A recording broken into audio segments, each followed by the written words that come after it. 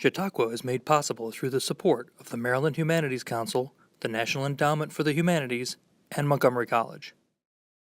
Welcome. I'm Angela Rice Beamer, and you've just tuned into a program called Chautauqua, and you're in for a treat. Chautauqua is a program about history, but living history. A scholar actor who studied a famous person in history performs as that person in full costume on a stage in front of a live audience. Our theme is creative women breaking the mold, and tonight's Chautauqua character is the independent, visionary, modern artist, Georgia O'Keeffe.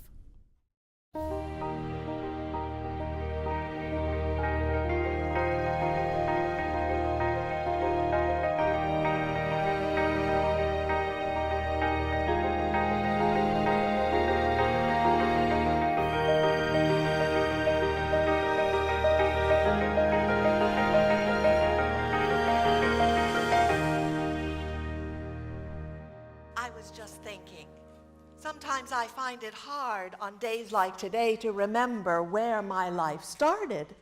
Was it in New York City with Alfred Stieglitz in the early 1900s? Or was it in Sun Prairie, Wisconsin, where I was born? Maybe New Mexico? Maybe that was the true beginning. When you have lived as many years as I have, one seems to go through many different births. Sometimes you end up with far too much information in your head, more than I care to deal with. Most of the time, I keep my life simple. I eat well, I sleep well most of the time. I still exercise daily by walking as far as I can into the desert. I don't do that by myself much anymore. Juan usually goes with me. He's afraid I'll fall down somewhere out there and they'll find my old bleached bones scattered around. Perhaps someone would stumble upon my pelvis and bring it home and hang it over their front door. Seems like a fitting end, doesn't it? My art has always been the one stable influence in my life. I have always been aware of images and colors and designs, not just as things in themselves, but ideas to be repeated on paper or canvas. And now,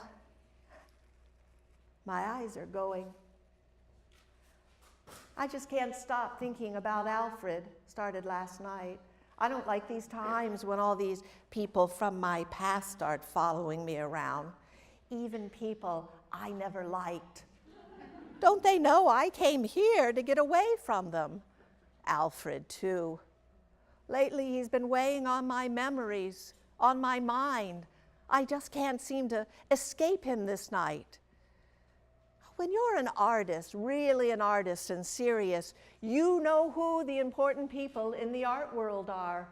Oh, you may not set out to know who they are, but sooner or later your world crosses theirs in some minute way. That's how I came to know Stieglitz in the beginning, when I was an art student at the Art Student League in New York City.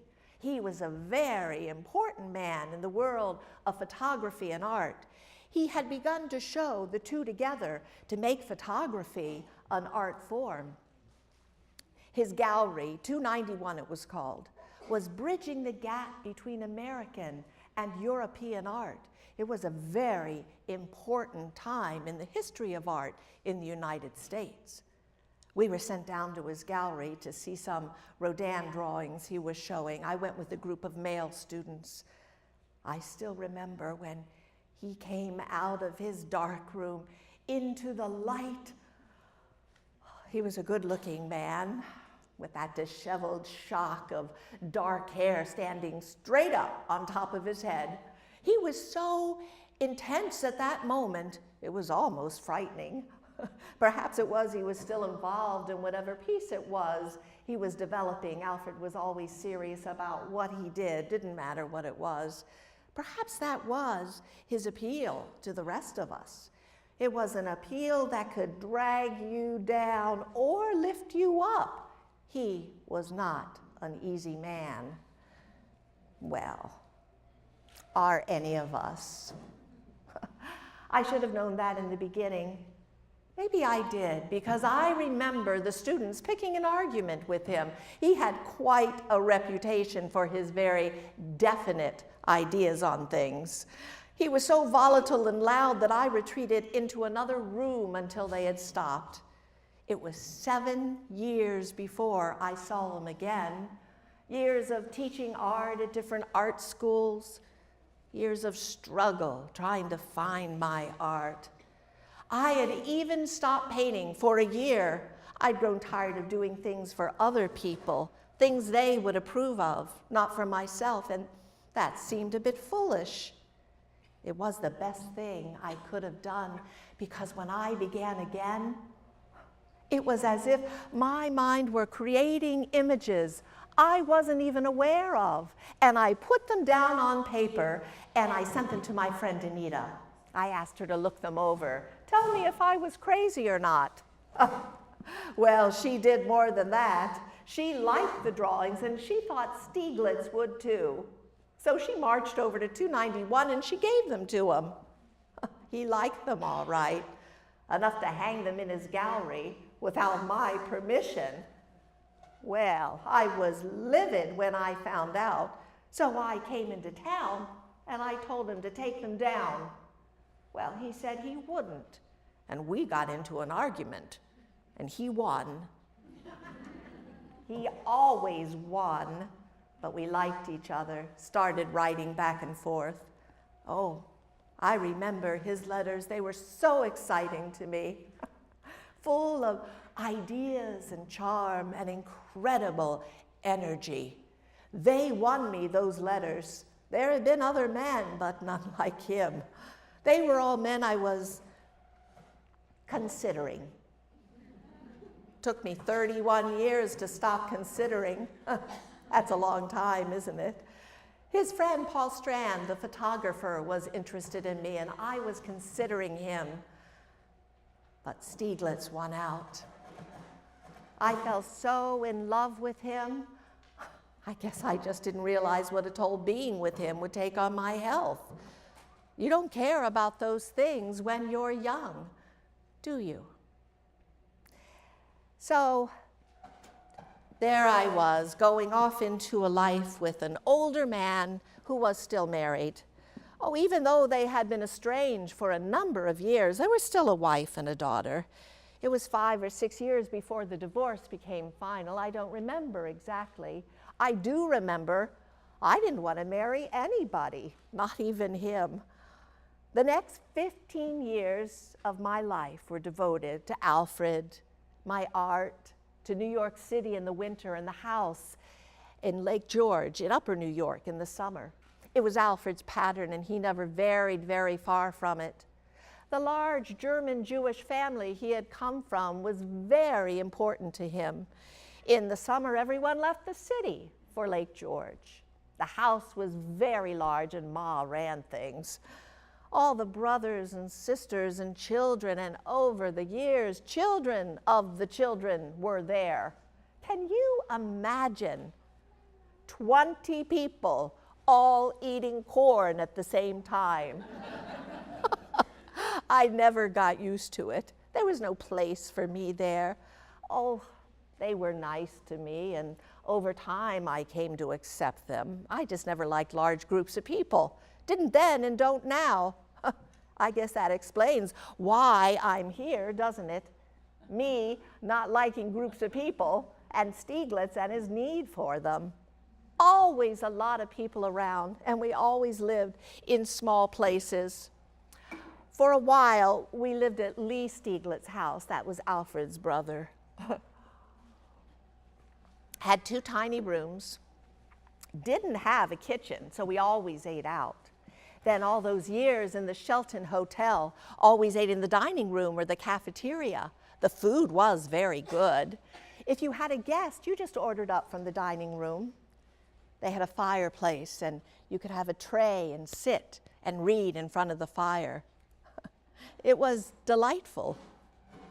Well, that's the way we like to live. We were artists, gave us time for our work. I did all right in the art world early on, what with Alfred's help. People liked my work, and they began to buy. That is, when he would sell to them. If he didn't like you, or he didn't think you would take care of the art, he wouldn't sell to you. Didn't matter how much money you had. I sometimes wonder, at times like now, what I would have been without Alfred's influence. I did all right early on, what with Alfred's help. People liked my work and they began to buy. That is, when he would sell to them. If he didn't like you or he didn't think you would take care of the art, he wouldn't sell to you. Didn't matter how much money you had. I sometimes wonder, times like now, what I would have been without Alfred's influence. It's so hard to know. It does bewilder me.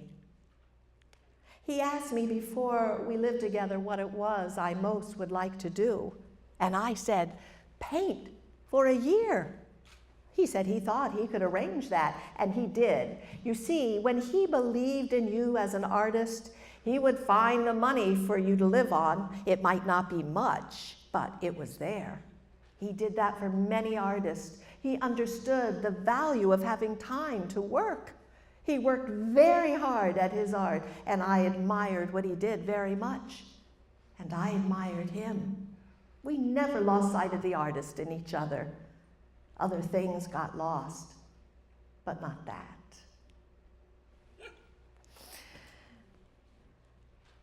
We were very romantic with each other in those early years. Well, I guess that's true of most relationships, wouldn't you say? Some people used to say I was beautiful. Alfred used to tell me that. Others said I was handsome. Handsome? Well, I don't know anymore. He always used to love to photograph my hands. Always said I had beautiful hands. Oh, they were lovely, weren't they? Holding a thimble on one of the fingers. Oh, it's been so long since I've really looked at my hands. They're so wrinkled and weathered. They have that desert look to them. Well, I guess my whole body does for that matter. It's been blasted by the wind so much, it's tough as leather.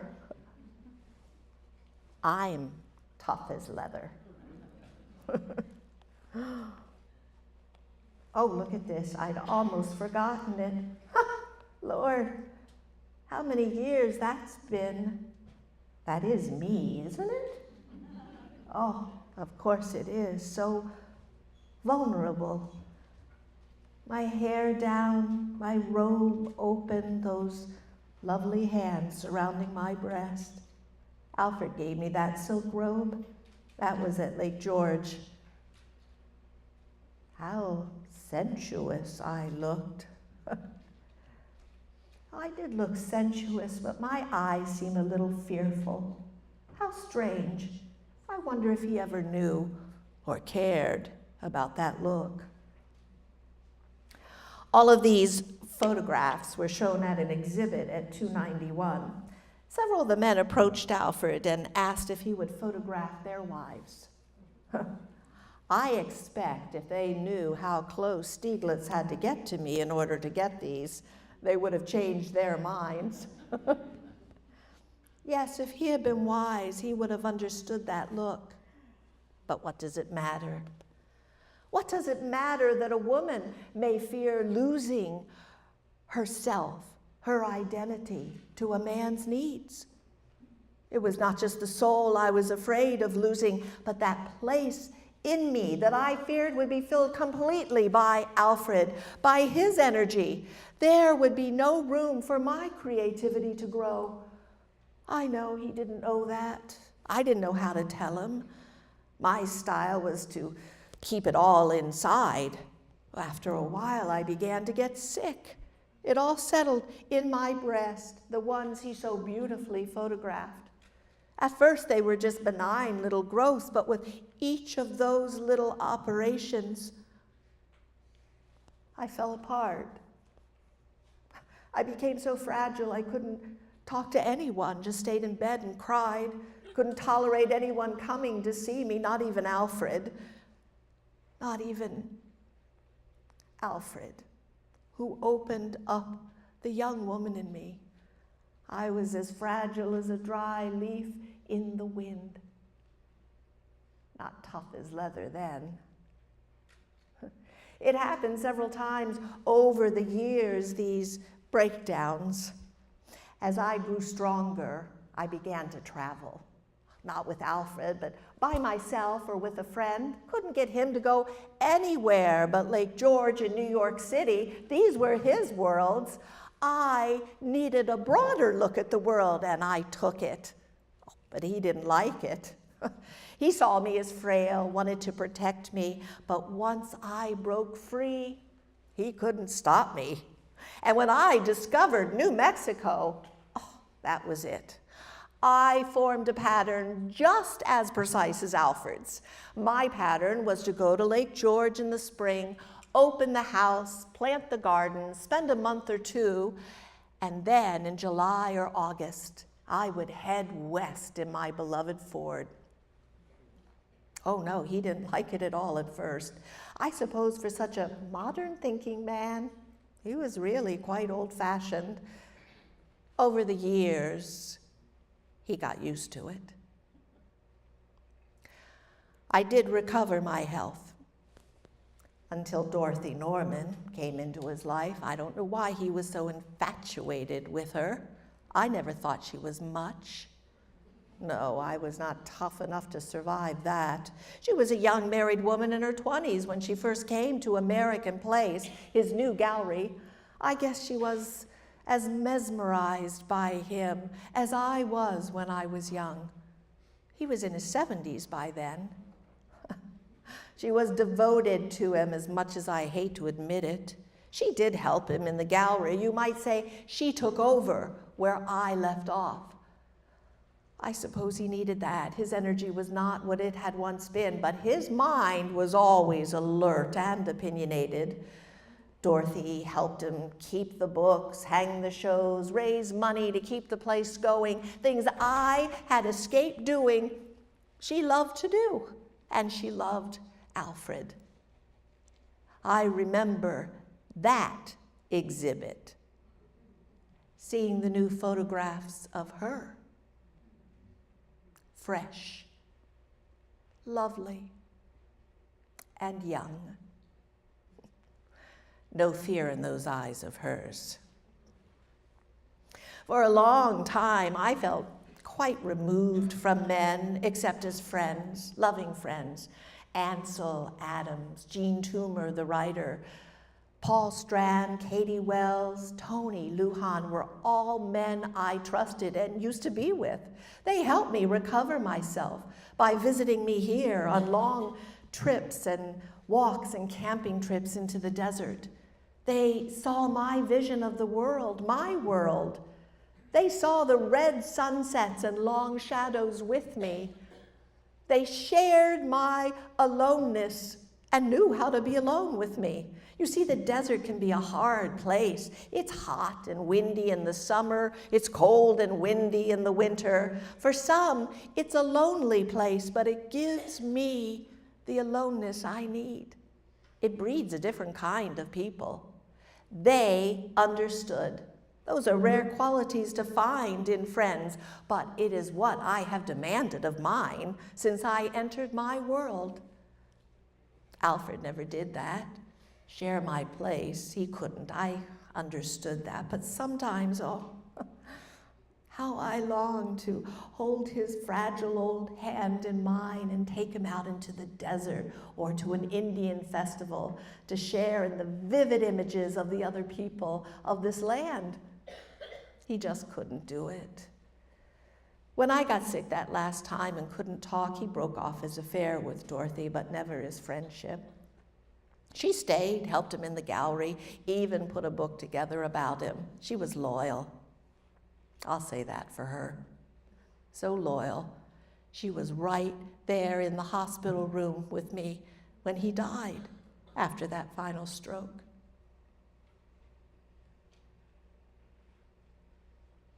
It's a hard thing to tell someone. They don't have a right to love someone else. After he died, I cut her to the bone with my anger. I couldn't help myself. We O'Keeffes keep our feelings bottled up, but when it's out, and the fermenting poison is deadly.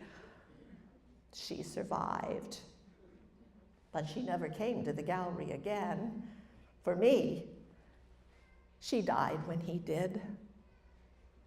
I felt very sad about Alfred and also very free. Free to finish up New York and move here forever. No one will ever know how free I felt.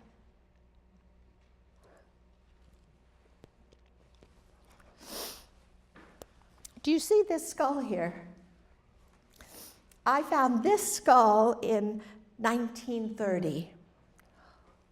I was taken with its clean white bleached surface, its contours and empty spaces. There's nothing quite so handsome as these sturdy bones and teeth. For me, the animals are as alive now as when they roamed the desert searching for food. I don't know how or why they died, but for me, they are sculpture of the best kind. When I first started painting skulls, the critics commented on my preoccupation with death. How foolish of them to put their feelings on my art. It was live skulls I was painting, same as a rock or a tree. They please me. I appreciate them very much in relation to the sky. They did the same with my flowers. Sensuous, sexual, body parts. Well, flowers are wonderful and deep. I simply painted what I saw. I searched the interior of the flower, which to me is as beautiful as the exterior, and that is what I painted. They asked me, why do you make your flowers so large? And I said, you don't ask me why I make my rivers so small. I get tired of these questions. Has Juan arrived yet? No? Well, I expect he'll be here for dinner. He went to Phoenix on business. I think it's that girl again. Well, why shouldn't he have his friends? I've had him around since 1973. It would be hard to do without him. I've grown to care for him as a son or a friend. Of course, the critics and the gossips love to make fun of the older artist and the young protege. Someone even suggested we were secretly married. Can you imagine? Would you marry someone 60 years younger than you? It's ridiculous. He just walked up to the door of the ranch one day and asked if I needed any work done. Another long-haired vagabond searching. He'd been working for the Presbyterians over at the Dude Ranch. Oh, was I angry at Arthur Pack for giving that land to a church group. A dude ranch was bad enough. That's what it was when I first came out here. I considered it one of the lower forms of life. But I grew to like some of the people who came there, and in time I liked the Presbyterians. They left me alone. That's what I wanted. Finally, after a while, I hired Juan to do odd jobs, and now he works for me full-time. He does my correspondence, creates the paintings, helps set up shows. We do travel together sometimes. He's well-educated and good company, and he's got me working in his pottery studio. It is good to be working at something again. You see, my eyes are going. Can hardly see the mountains anymore.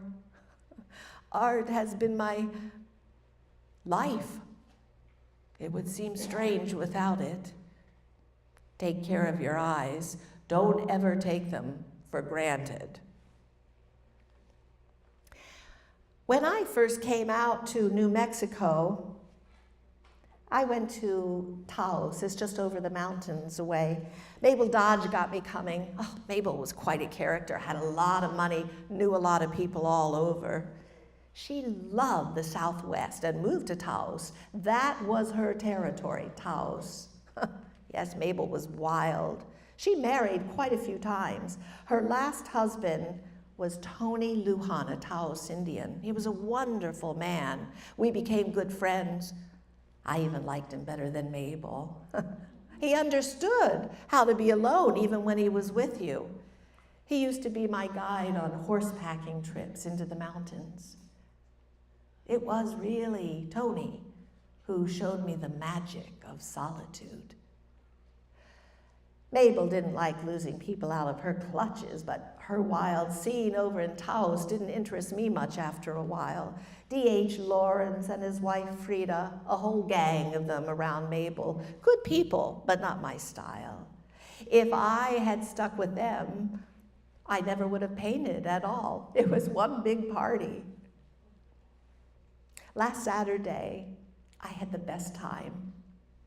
Juan took me to the Chama River, and we sat and listened to the water. Then he took me to his house in Bronca up the hill. A young couple from Santa Fe joined us for the sunset on the roof of his house. That's the best place to be for the perfect closing of a day with fine French wine and bread and cheese. Oh, it was delightful. That's one thing I am addicted to, good wine. Oh, and my beets from the garden. You know, sometimes I almost like my gardening as much as my painting. You know, it's almost the same. You make something grow on a plain white canvas, and here in this place, it's the plain red earth that you fill with colors and designs. I've never felt so fulfilled anyplace else, not even Lake George with its beautiful waters and lush greens. How can anyone not look at my mountains and be thrilled? Majestic mountains and deep, dry auroras that can sweep you away in one flash flood. I've seen it happen. Out of nowhere the water comes, rains from miles and miles away. These are the things about this place that thrill me. That and the rattlesnakes. Let me try this now. Oh, I don't like to kill them, but since I've got the dogs, I'm afraid they'll get bitten.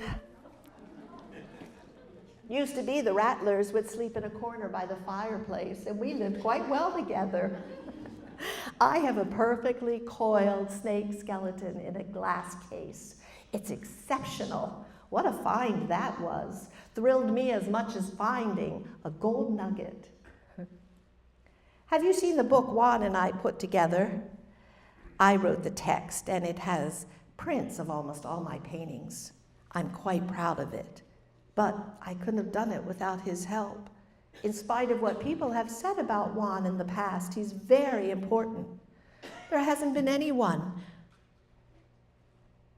in a long time that I've liked as much or worked so well with. I hope he doesn't marry that girl. It will change everything, and it will interfere with his work. And where will they live, in that little house in Barranca? God knows next thing will be children. Well, I guess I'll just have to let him do what he has to do.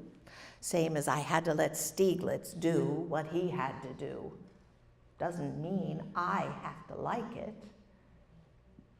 You know, my friend Anita was working on a book about me for many years. She wanted to use the letters we had sent back and forth. Oh, those letters go back 60 years when we were young in our 20s.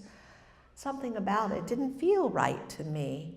Her perceptions of me were too romanticized for my taste. They aren't really me, just how she saw me. I had to tell her that. I know she wanted to rewrite the book, but I couldn't let her do it. I wanted to be done with the whole project. It damaged our friendship, but I couldn't help that. I've had to let other friends go. Friends. They're sometimes like those critics. They try to tell you who you are and what you need, and sometimes it's not the same as what you know you feel and need. I've learned that over the years.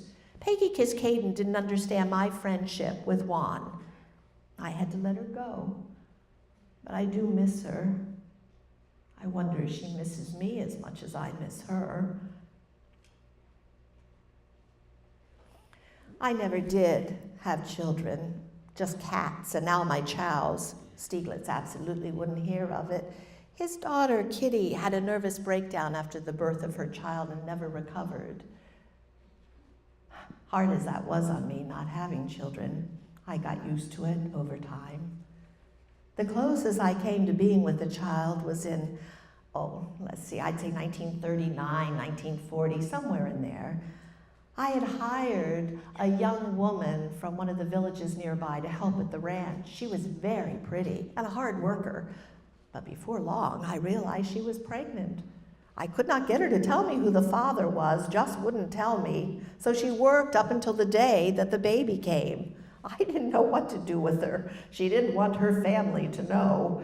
So when her time came, I drove her to the hospital, 65 miles away. A few days later, when I went to pick her up, she didn't have the baby.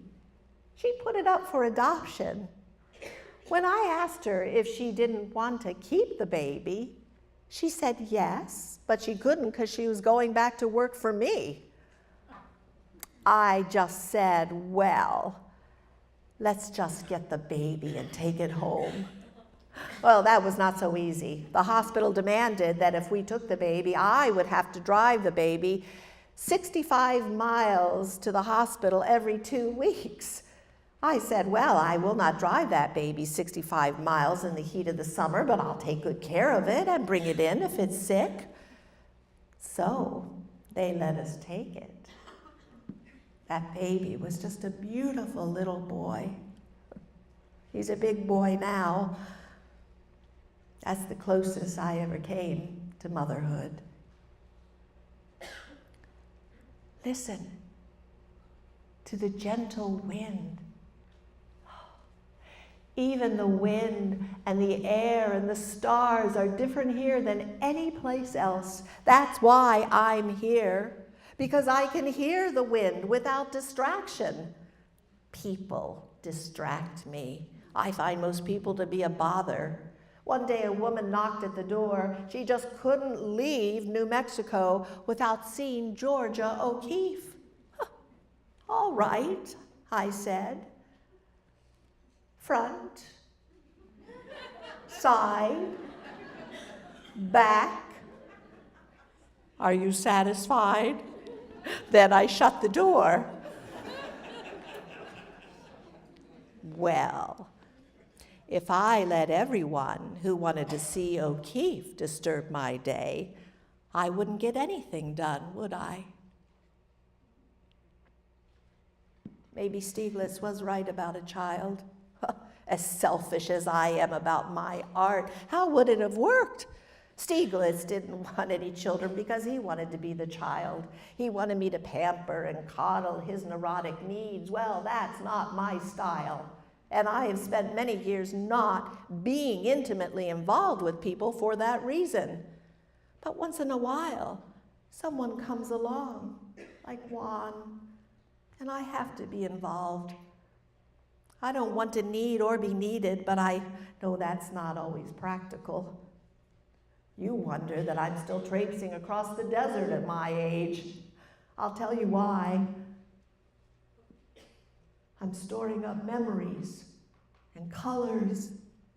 I want to remember vividly all of the bones and rocks and insects and blue skies I can see, because someday I know there'll be only darkness. Only darkness. I'm holding out to my independence as long as I can, because I expect someday I'll be needing people, and it won't be here or Ghost Ranch that I die. I can feel that. I'll just be another lonely old woman sitting in the darkness, surrounded by strangers, feeding me, bathing me. Maybe that's why I'm out of sorts today. But don't let fate make your decisions for you. Fate is just an accident. I don't believe in fate. If you want to be a casualty to someone else's dream, that's okay, if that's what you want. If you can't find the right man or woman or job or art, then for God's sakes, find the right place, your place, a place where your body feels good and your mind feels strong. I could never tell anyone else how to paint, even though I'm asked all the time. All I can say is remember, the galleries and shows aren't what's important. It's your body of work that's important. If someone asks you to explain your art, just tell them. If it has to be explained to you, you probably wouldn't understand it anyway. It works every time.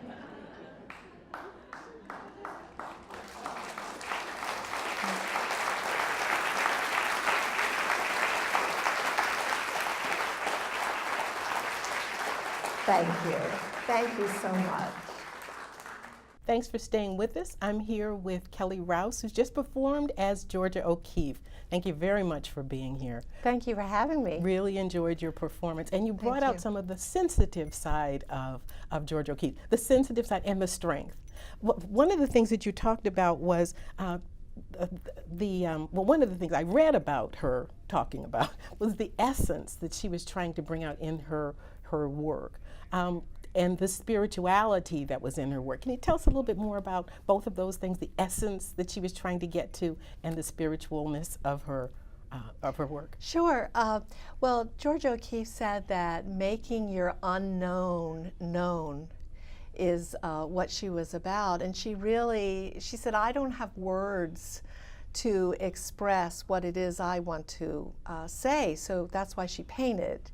She painted with her feelings, and she thought that her art was very spiritual. She was a great admirer and read about Vasily Kandinsky, who wrote about the creative energy being very spiritual.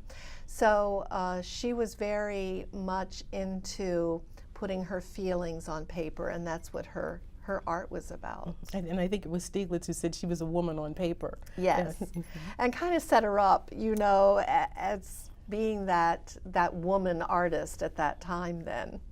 I think also with it, he did 300 photographs of her. That also sort of helped. I mean, if you sort of looked into the marketing of the whole thing, that she's very visual. You know, many people knew what she looked like, and then also went to her art. With her being known so much and her being sort of an introvert, that was probably a real conflict for her in her life. It was very difficult for her. She was promoted and marketed, you know, by Alfred Stieglitz, and he recorded her, and he really, you know, did make her a star. But she used to, after each exhibit that she had, she would be so self-conscious because her work was so personal to her. She was revealing herself in a way that she would just, you know, take to bed the week after the show and really had to recover emotionally from that. And some of the photographs that he took, and without her permission, some of the ones where she either had no clothes or scantily clad, I mean, that must have been a real stressor for her.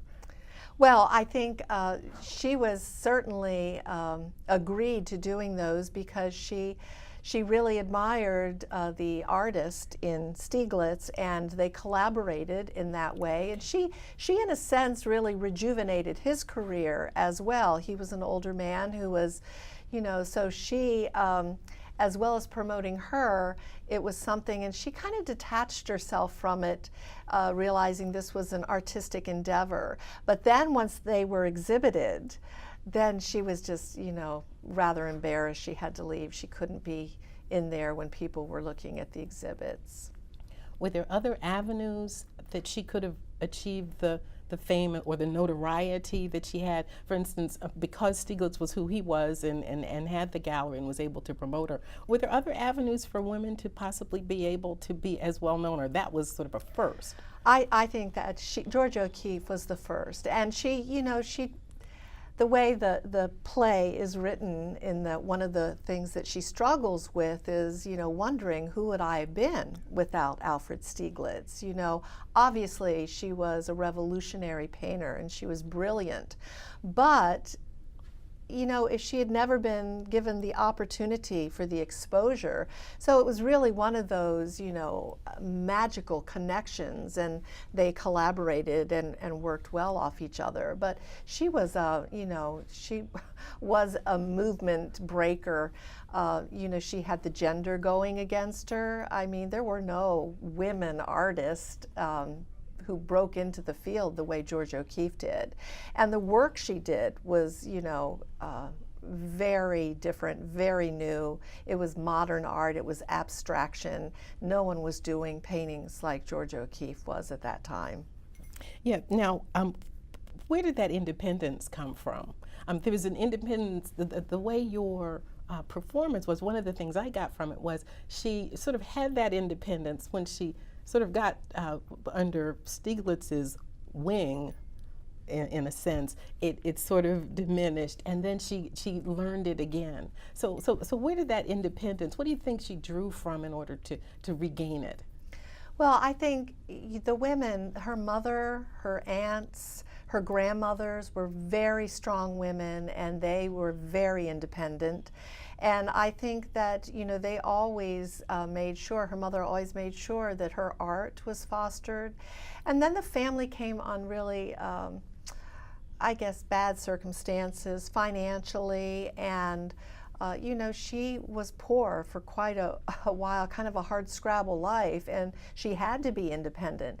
So, as much as she wanted to be an artist, to paint, she taught school. She had to make money, and she did that until Stieglitz actually gave her the opportunity to paint for a year, and there's no turning back after that. How did she feel about teaching? I think she enjoyed it. She enjoyed it for a while. Well, she loved going to Texas, to Amarillo and Canyon. That was just inspiration for her because of the prairie and, the desert, and she loved the sun, and she really loved that west, the Southwest, and Texas was a big part of that as well. I read something that when she was teaching, she would have the students bring in some personal things that they could paint. And once a student brought in a donkey or a pony, I think it was a pony, and she put it up on a desk or a pedestal, and the students painted that. So she may have been unconventional even for the school where she was. Oh, definitely. I think she was, yes. She really worked. She really studied. She just didn't sort of have the gift of being able to paint, but I was reading, there were so many places that she went to study, and she really practiced her craft. Yes, she did. She went to many art schools, and she started off at the Chicago School of Art, and then she'd have to find the money to go back and forth to take classes. When she started teaching, she had to be certified, so she went back. But then when she started painting, there were times when she would paint 10, 12 hours a day. And she would, some days she would finish a canvas in a day. So she was a hard worker, very dedicated at doing it, and she was a perfectionist. So, talk to us a little bit about the light that you mentioned as part of your performance. What was that? What was that she was looking for, that she was trying to get onto the canvas? Well, I think the light actually out in the Southwest is just amazing, and she always loved to paint landscapes. She always painted the environment. She was very in tune with nature. It was very important to her. And I think the light out in New Mexico was just, some people say you vibrate at a higher frequency, when you're exposed to that. And she would use that light to make those dramatic landscapes with the pictures of the cliffs or the white place that she painted, the black place. I like the way she defined all the different areas that she had, but they certainly do speak to you. You also mentioned in your performance something about the fear in her eyes. Tell us a little bit more about that, and did she write about that? Well, I think, you know, she did experience several nervous breakdowns. I think she was a very sensitive person, as many artists are. And I think, yes, there was fear, fear that her art, like she was exposing herself through her art, and I think that was fearful for her. I think she did it anyway. You know, she said, "I'm afraid almost all the time, but I just go ahead and do it." So I think that was the fear, that putting herself out there for other people to see. That's why she would wear black, because she said, you don't see people in black, you can hide in it. But her paintings were what was inside her heart and her soul. And I guess she might have been especially sensitive to that because some of her work she felt was misunderstood. Oh yes, right, like the flowers, everyone read a lot of sexuality into them. But at the time, this was the 20s, and Freud was very popular, and people were very much taken with the fact that she was a woman. And you know, so they were trying to interpret her work as being, and then Alfred Stieglitz really sexualized her quite a bit through those photographs that he took. So he helped set up that definition, I guess, of her. And that was, I think, partly why she went out to New Mexico. She redefined herself, and she, you know, she gave people something else to think about. And she had to get away. I read one of the letters, and she was talking about she didn't want to hurt him, but it was something she absolutely had to do to yes. I'm paraphrasing, to sort of find herself again. That's right, yes. So. What about her family, her brothers and sisters? She had was it 6 siblings? 6 siblings and 2 brothers. She wasn't really very close to her brothers.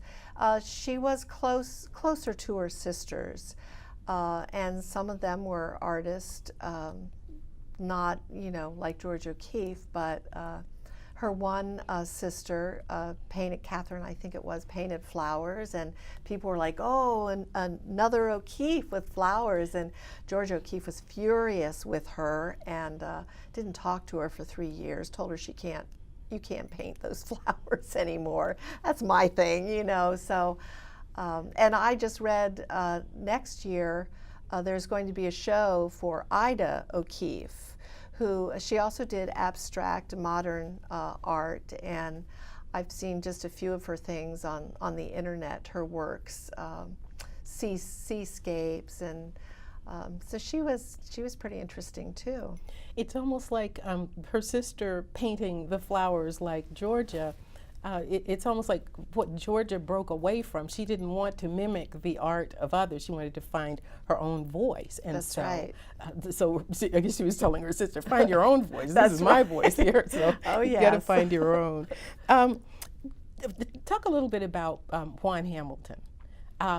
Was he hero, villain, or something in between? Well, he's certainly controversial. I mean, people feel many different things about him. You know, the one that he really took advantage of an old woman, and you know, but I would have to say, and even when I read, you know, I go back and forth on it, but I think in the end that he really was truly a gift to George O'Keeffe. She was very lonely by the end years of her life. She had estranged many friends. She lived so long she had lost. She had lost Stieglitz, and Juan came along at a point in her life where she was starting to lose her vision. She was starting to lose touch with her world of art, and he helped reconnect that for her, and I think really added to her longevity, and you know, gave her joy in her life. She lived to 98. Yes. So many of her friends were probably. Oh, yes, absolutely you can gone. imagine, right? So, Now he sort of introduced her to pottery. How was her pottery received by the she critics really, or the public? well, Juan, she helped, launch Juan's career, much as Stieglitz did for hers. He had shows of his pottery. She was never really happy with the work. I mean, she liked doing the work and she liked the texture, the tactileness of it, but she is such a perfectionist, she never really thought that her work was good enough. So she kind of gave that up after a while. And how long have you been doing Chautauqua characters? Well, this is my first Chautauqua experience. I've always loved doing theater, but I got into doing one-woman shows because my other career kind of conflicted with doing theater, so if I did a one-woman show, I could rehearse by myself. So the first show I did was on Jeanette Rankin, the first woman to Congress, and then I've been doing this script on George O'Keeffe for a number of years in venues around the Eastern Shore. Okay, excellent. Well, we certainly enjoyed your coming here and sharing different sides of Georgia O'Keeffe, the modern artist. So thank you very much. Thank you. Hope to see you again as another character. All right, thank you.